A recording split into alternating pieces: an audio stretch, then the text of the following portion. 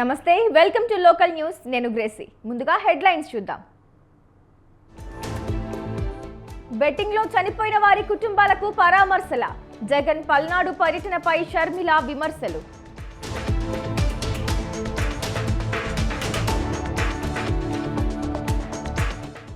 Irrigation వ్యవస్థను రేవంత్ సర్కార్ విస్మరిస్తోంది. హామీల అమల్లోనూ విఫలమయ్యారని బూరా ఫైర్.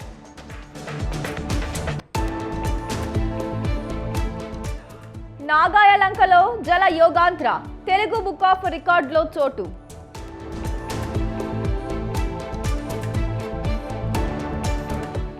ఎనుమాముల వ్యవసాయ మార్కెట్లో రైతుల ఆందోళన.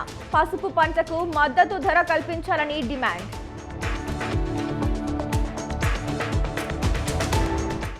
ఆసిఫాబాద్ జిల్లా అంకుశపూర్లో ఉద్రిక్తత.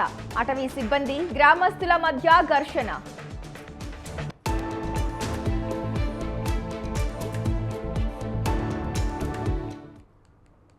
AP CM Chandrababu Jagan target గా ఫైర్ అయ్యారు.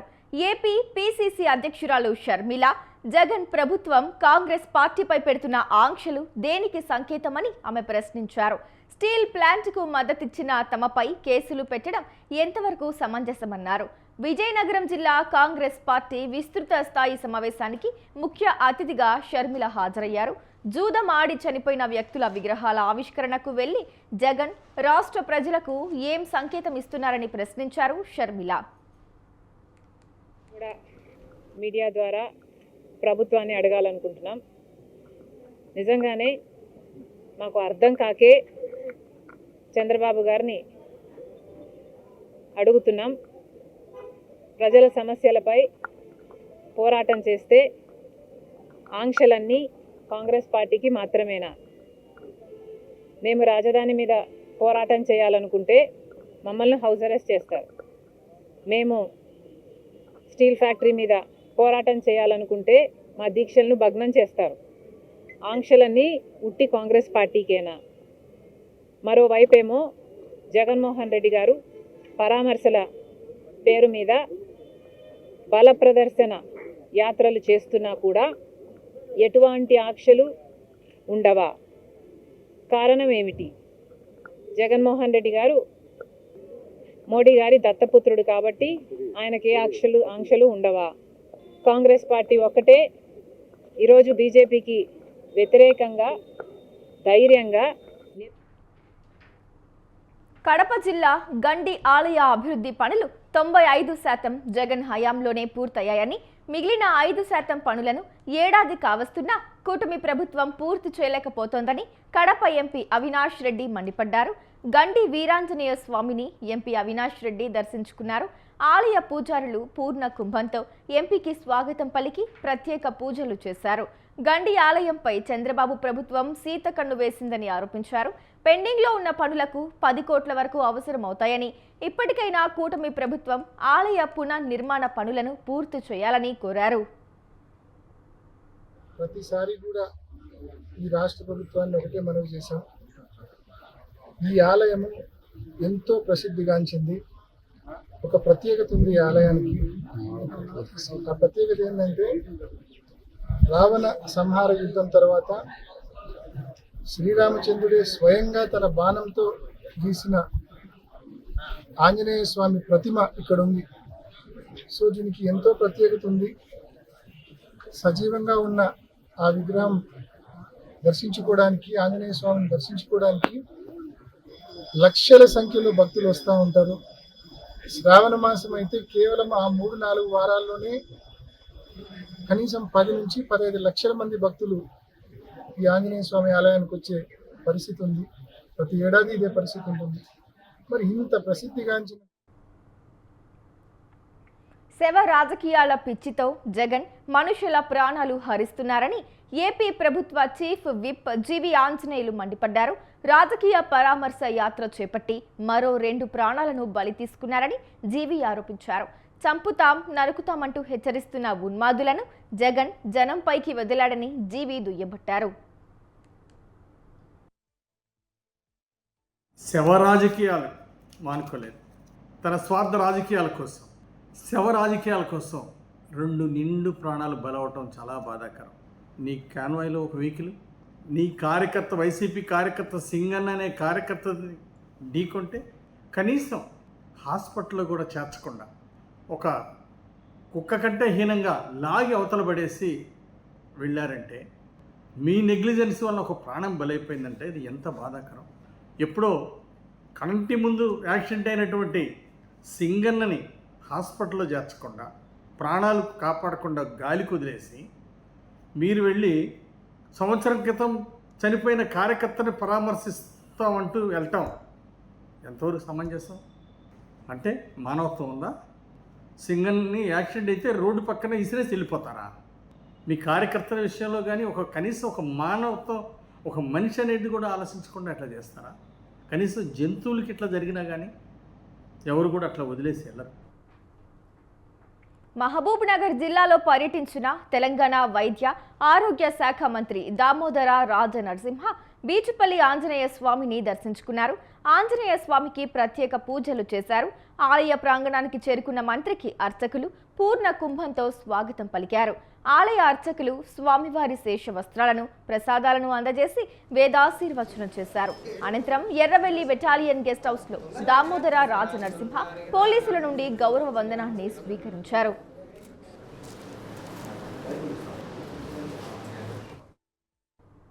కాంగ్రెస్ సర్కార్పై ఫైర్ అయ్యారు భువనగిరి మాజీ ఎంపీ బూరా నరసయ్య గౌడ్. ఇరిగేషన్ వ్యవస్థను రేవంత్ ప్రభుత్వం విస్మరిస్తోందని ఆయన మండిపడ్డారు. సిద్దిపేట జిల్లా చేర్యాల మండలంలో బీజేపీ కార్యకర్తలతో సమావేశమై పలు అంశాలపై చర్చించారు. కనీసం చిన్న చిన్న రిజర్వాయర్లను కూడా ఈ ప్రభుత్వం నింపలేకపోతోందని ఆయన ఆరోపించారు. సమపాలలో నడిపిస్తున్నటువంటి వ్యక్తి మన ప్రధాని మోడీ గారు. ఈరోజు పేదల సంక్షేమం కొరకు కని విని ఎరగని రీతిలో ప్రపంచంలో ఏ దేశంలో చేయనటువంటి 82 కోట్ల మందికి ఉచితంగా రేషన్ ఇవ్వటం జరుగుతుంది. అదేవిధంగా పేదలకు గతంలో ఎవరికి 50% కూడా బ్యాంక్ అకౌంట్ లేకుండా మోడీ గారు వచ్చిన తర్వాత జన్ధన్ ఆధార్ మొబైల్ స్కీమ్ కింద 99% మందికి ఇంక్లూడింగ్ మహిళలకు. ప్రధానిగా నరేంద్ర మోడీ 11 సంవత్సరాల పాలన పూర్తయిన సందర్భంగా బీజేపీ శ్రేణులు శుభాకాంక్షలు తెలిపారు. పెద్దపల్లి జిల్లా రామగుండంలో మోడీ పిలుపు మేరకు మొక్కలు నాటే కార్యక్రమాన్ని నాయకులు చేపట్టారు. పర్యావరణాన్ని పరిరక్షించడంలో భాగంగా అమ్మ పేరుతో మొక్క నాటడం సంతోషంగా ఉందని నియోజకవర్గ బీజేపీ ఇన్ఛార్జ్ కందుల సంధ్యారాణి తెలిపారు. బీజేపీ దేశానికి సుపరిపాలన అందిస్తోందని, నరేంద్ర మోడీ నాయకత్వంలో దేశ ప్రజలు సుభిక్షంగా ఉన్నారని అన్నారామె. 11 సంవత్సరాలు పూర్తి చేసుకున్నందుకు హృదయపూర్వకంగా ప్రజలకి, పార్టీ నాయకులకి, కార్యకర్తలకి శుభాకాంక్షల్ని తెలియజేస్తూ, పర్యావరణ పరిరక్షణలో భారతీయ జనతా పార్టీ ఎప్పుడు కూడా ముందుంటది. పార్టీ యొక్క పిలుపు మేరకి ఏక్ పేడ్ మాకే నామ్, అమ్మ పేరుతో ప్రతి ఒక్కరు కూడా మొక్కను నాటాలి. ఈ పర్యావరణ పరిరక్షణలో ప్రతి ఒక్కరు కూడా భాగస్వాములు కావాలని ప్రతి ఒక్కరు కూడా ఇవాళ పెద్ద ఎత్తున ఈ మొక్కలు నాటే కార్యక్రమంలో పాల్గొనడం నిజంగా చాలా. అనంతపురం జిల్లా సింగనమల మండల కేంద్రంలోని డాక్టర్ బిఆర్ అంబేద్కర్ సర్కిల్ వద్ద రాహుల్ గాంధీ జన్మదిన వేడుకలను ఘనంగా నిర్వహించారు. అనంతపురం జిల్లా కాంగ్రెస్ ఓబీసీ చైర్మన్ రామ్ చరణ్ యాదవ్ ఆధ్వర్యంలో జరిగిన ఈ వేడుకలో పార్టీ శ్రేణులు పాల్గొన్నారు. గత ఎన్నికల్లో ఇండియా కూటమి మెరుగైన సీట్లు సాధించడంలో రాహుల్ కీలక పాత్ర పోషించారని రామ్ చరణ్ యాదవ్ అన్నారు. జన్మదిన వేడుకల సందర్భంగా ఈరోజు దేశవ్యాప్తంగా కూడా గ్రామాల్లో మరి కాంగ్రెస్ పార్టీ శ్రేణులు రాహుల్ గాంధీ గారి అభిమానులు ఈ దేశవ్యాప్తంగా కూడా సంబరాలు చేసుకోవడం జరుగుతుంది. మరి ఈరోజు జాతీయ కాంగ్రెస్ పార్టీ నాయకులు రాహుల్ గాంధీ గారు ఈ దేశ ప్రజల కోసం ఆయన రాయ్బేర్ నుండి లోక్సభ అభ్యర్థిగా, జాతీయంగా కాంగ్రెస్ పార్టీ నాయకులుగా ఈరోజు ఇండియా కూటమి తరఫున గత ఎలక్షన్లో దాదాపుగా 270 సీట్లు సాధించడం జరిగింది. ఇండియా కూటమి ప్రతిపక్ష నేతగా పార్లమెంట్.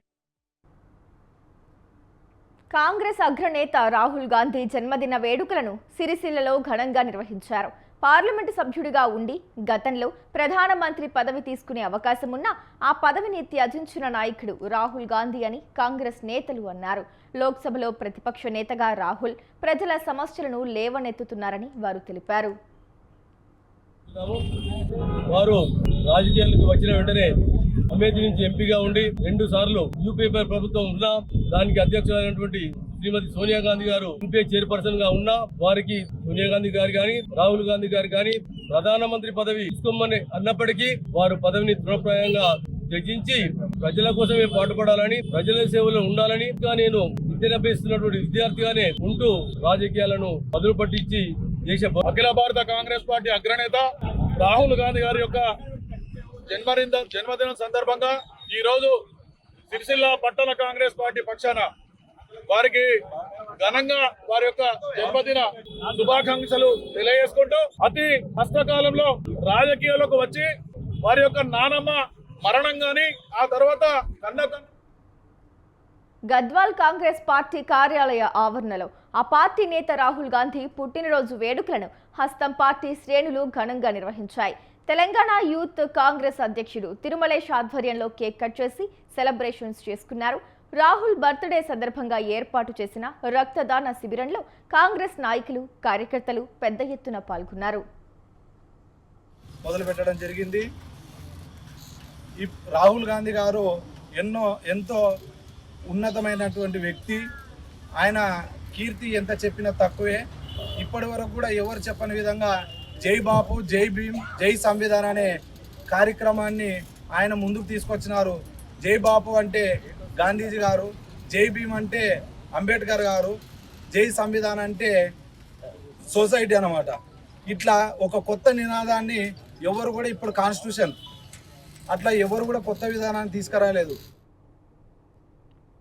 క్వారీ భూముల్లో వడ్డెరలకు సముచిత స్థానం కల్పిస్తామన్న ఘనత CM Chandrababu Naidu, deputy CM Pawan కళ్యాణ్కే దక్కుతుందన్నారు వడ్డెర కార్పొరేషన్ చైర్మన్ మల్లె ఈశ్వర్రావు. కూటమి ప్రభుత్వం ఏర్పడిన సంవత్సర కాలంలోనే ఇచ్చిన హామీల మేరకు ఎన్నో సంక్షేమ పథకాలు ప్రజలకు అందజేశామన్నారాయన.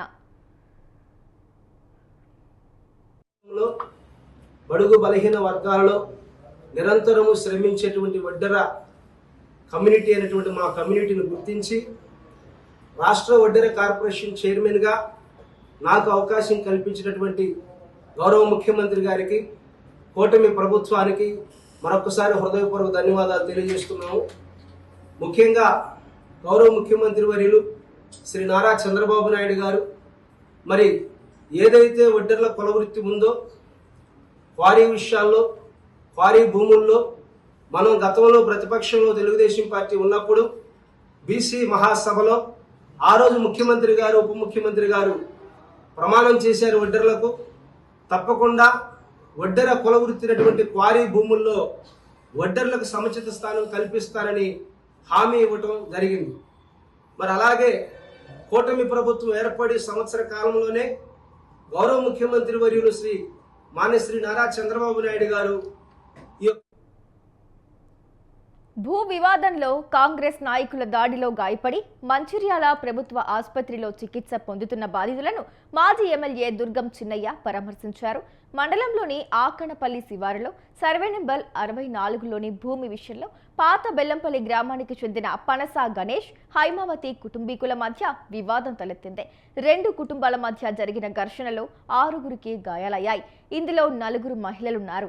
ఎటువంటి ఆధారాలు లేకున్నా కాంగ్రెస్ నాయకులు రామచందర్ తమ భూమి అంటూ దొంగ పత్రాలు సృష్టించి ఇబ్బందులకు గురి చేస్తున్నారని బాధితులు ఆవేదన వ్యక్తం చేశారు. బాధితులను పరామర్శించిన దుర్గం చిన్నయ్య కాంగ్రెస్ నేతలపై ఫైర్ అయ్యారు.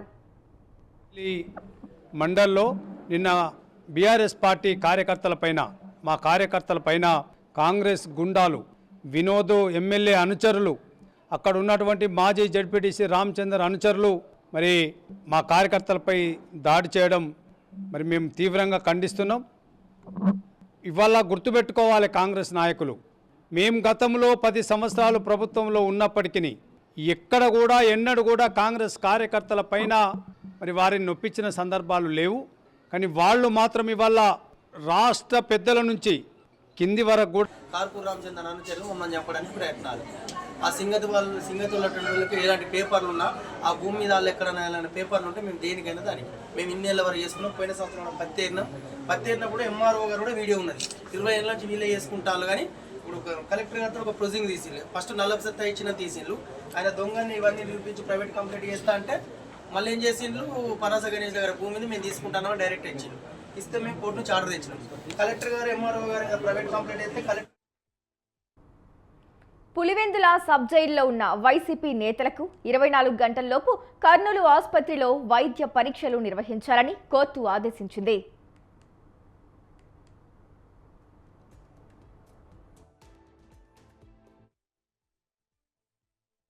తెలుగుదేశం పార్టీకి సంబంధించినటువంటి జెండాలు చించారనే కారణం చేత దాని మీద 307 అంటే ఒక కేసు రిజిస్టర్ చేశారు. క్రైమ్ నెంబర్ 360/25 కింద పులివెందుల అర్బన్ పోలీసు వారు దాంట్లో 6 మందిని నిందితులను ఈ శిక్షణారహితంగా కొట్టడం జరిగింది. ఆ కన్సర్న్ పోలీసు వాళ్ళు కొట్టిన విషయాన్ని ఆ నిందితులు ఆ బాధితులు జమ్మలమడుగు కోర్టు ముందు హాజరు పెట్టినప్పుడు కూడా వాళ్ళు స్టేట్మెంట్ ఇవ్వడం జరిగింది. దాని మీదట రీఎగ్జామినేషన్ కూడా పులివెందుల్లో మెడికల్ సూపరింటెండెంట్కు పంపారు. వాళ్ళు కూడా ప్రలోభాలకు లోనై వాళ్ళు సక్రమంగా వాళ్ళ విధి నిర్వహణ చేయకుండా పోవడం వలన మేము అక్కడ మాకు న్యాయం జరగలేదనే విషయాన్ని హైకోర్టు దృష్టికి తీసుకెళ్లాము. హైకోర్టు వారు 2 days బ్యాక్ జల యోగా సాధకులు ఆర్టిస్టిక్ స్విమ్మింగ్లో భారతదేశానికి ఒలింపిక్ మెడల్ తెస్తారనిపిస్తోందని కృష్ణా జిల్లా కలెక్టర్ డీకే బాలాజీ అన్నారు. నాగాయలంకలోని కృష్ణానది జలాల్లో జల యోగాంధ్ర కార్యక్రమం ఘనంగా జరిగింది. దాదాపు 188 మంది నదీ జలాల్లో వివిధ ఆసనాలు వేశారు. యోగాంధ్రకే ప్రత్యేక ఆకర్షణగా రాష్ట్రంలో మొదటిసారిగా నిర్వహించిన జల యోగా కార్యక్రమానికి తెలుగు బుక్ ఆఫ్ రికార్డులో స్థానం కల్పిస్తూ బుక్ నిర్వాహకులు చింతపట్ల వెంకటాచారి ధృవీకరణ పత్రాన్ని జిల్లా కలెక్టర్ డీకే బాలాజీ, జిల్లా ఎస్పీ ఆర్ గంగాధర్, ఎమ్మెల్యే మండలి బుద్ధ ప్రసాదులకు అందజేశారు. ఆకాశాన్ని చూపిస్తూ ప్రశాంతంగా మీ శ్వాస మీద ధ్యాస కలిగి ఉండటానికి ప్రయత్నించండి. ఎంతసేపు ఉండగలిగితే అంతసేపు మాత్రమే. ఆసిఫాబాద్ జిల్లా కాగజ్ నగర్ మండలం అంకుశపూర్ గ్రామంలో ఉద్రిక్త వాతావరణం నెలకొంది. అటవీ ప్రాంతంలో ట్రాక్టర్ పెట్టి దున్నుతున్నారని రైతులను అడ్డుకోవడంతో అటవీ శాఖ సిబ్బందికి గ్రామస్తులకు మధ్య ఘర్షణ వాతావరణం ఏర్పడింది. అయితే ఈ భూముల్లో ఎన్నో ఏళ్లుగా వ్యవసాయం చేసుకుంటున్నామని, తమకు రెవెన్యూ పట్టా ఉందని ఉన్నతాధికారులు స్పందించి తమకు న్యాయం చేయాలని రైతులు డిమాండ్ చేశారు.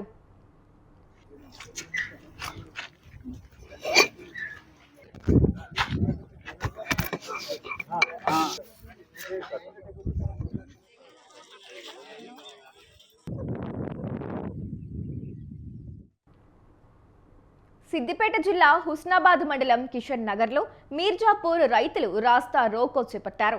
గౌరెల్లి ప్రాజెక్టు కాలువలు తమ భూముల నుండి పోవద్దని నిరసన తెలిపారు.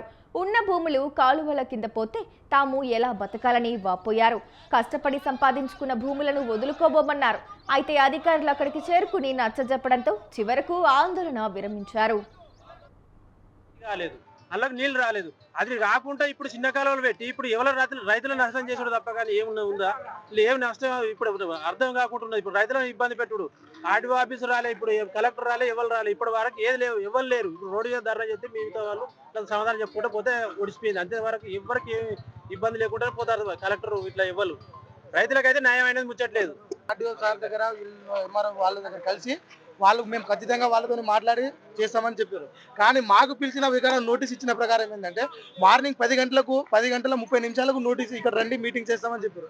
కానీ మేము అక్కడ పోయినప్పుడు రైతులందరూ పోయినప్పుడు అక్కడ ఏ ఒక్కరు కూడా లేరు. మాకు అనవసరంగా పిలిచారు, అనవసరంగా చేశారు. 2007లో పెద్ద కాలువ చేశారు. ఆ పెద్ద కాలువలో ఇప్పుడు దాకా పెద్ద పెద్ద చెట్లు మొలిచినాయి కానీ అందులో నీళ్ళు అనేది లేదు.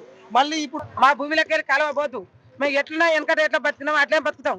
మాకు ఉన్న భూమిలోకి వెళ్ళిపోతే మేము ఎట్లా బతుకుతాం సార్? మాకు కాలువ వద్దు, ఏదొద్దు. కాలువ పోదు అటు నుంచి కాలువ పెద్ద కాలువ పనిచేయాలి, చిన్న కాలువలో పనిచేయాలి. ఉన్న భూమిలో పోయినప్పుడు నీళ్ళు ఇచ్చేది ఎందుకు సారు? మాకు నీళ్లు ఉన్నా ఒకటే లేకున్నా ఒకటే. గురు రాఘవేంద్ర ప్రాజెక్టు మరమ్మత్తు పనులు చేపట్టాలని డిమాండ్ చేస్తూ కర్నూలు జిల్లా ఎమ్మిగనూరులో రైతులు ధర్నా చేపట్టారు. గురు రాఘవేంద్ర ప్రాజెక్టు కార్యాలయం ముందు వైసీపీ రాష్ట్ర అధికార ప్రతినిధి గడ్డం నారాయణ రెడ్డి ఆధ్వర్యంలో ఈ ధర్నా జరిగింది. కార్యాలయంలో అధికారులు అందుబాటులో లేకపోవడంతో ఖాళీ కుర్చీకే వినతి పత్రం సమర్పించారు.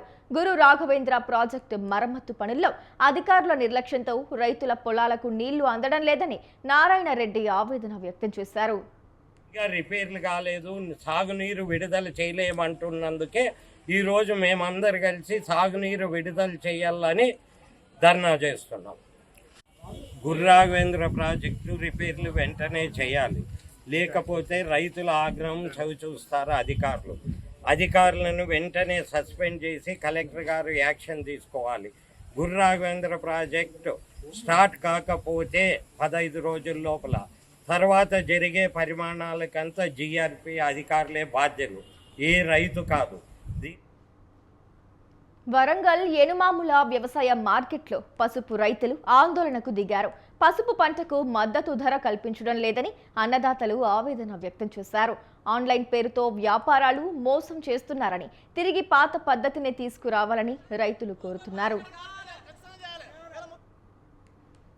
పసుపు మేము మార్కెట్ పట్టుకొచ్చాము, పట్టుకెళ్తే ఇది ఆన్లైన్లో చిట్టించారు. రేటు ఎంత అంటే అడ్డీదారి నుంచి ఇంత పడ్డది అన్నాడు రేటు. ఈ ఆన్లైన్ చిట్టి మీద రేటు లేదు, ఏం లేదు. ఆ అడ్డీదారి చెప్పేదా వరదా కూడా మాకు రేటు అనేది కన్ఫర్మ్ లేదు. ఏమవుతుందంటే మీ ఇష్టం ఉంటే ఇవ్వలేదు, లేకపోతే ఊరుకున్నాం.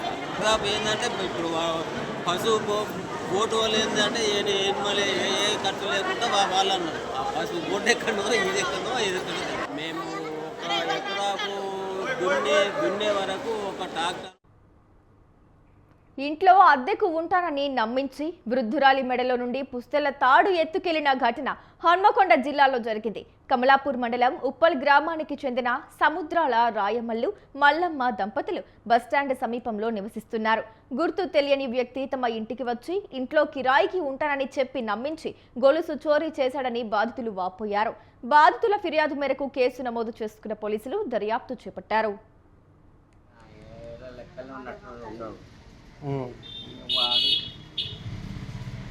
అటు పోతాండు, ఇటు పోతాండు, అటు పోతాండు, ఇట్లా తిరుగుతాండు, చేస్తాండు.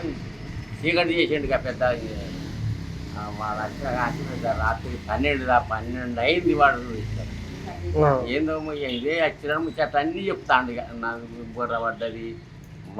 ఏమేమి ఎత్తుకపోయిండు వాడు? ఏం ఎత్తుకపోయిండు, బొట్టాల గొలుసు పోయింది, ఇప్పుడు తెస్తాడు పోయింది. ఎన్ని తులా?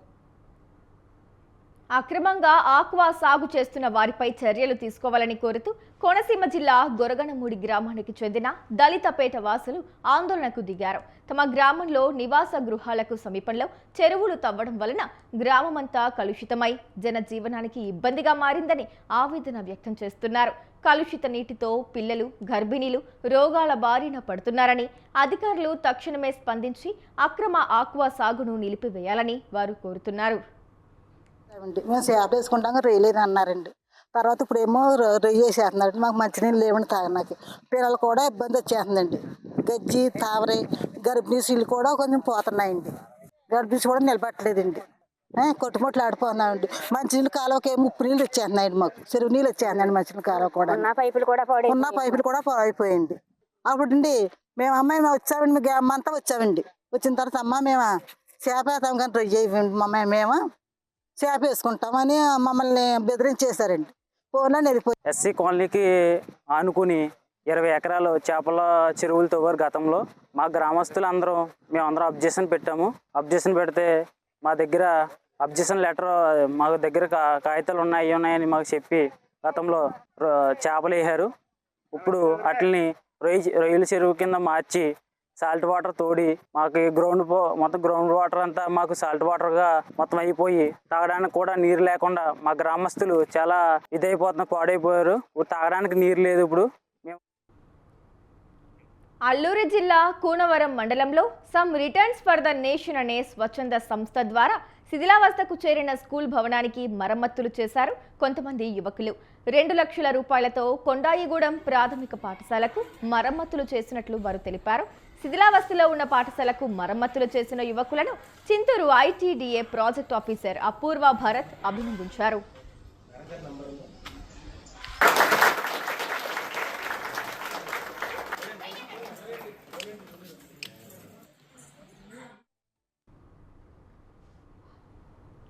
ఇవి ఇప్పటి వరకు ఉన్న లోకల్ న్యూస్. చూస్తూనే ఉండండి స్వతంత్ర.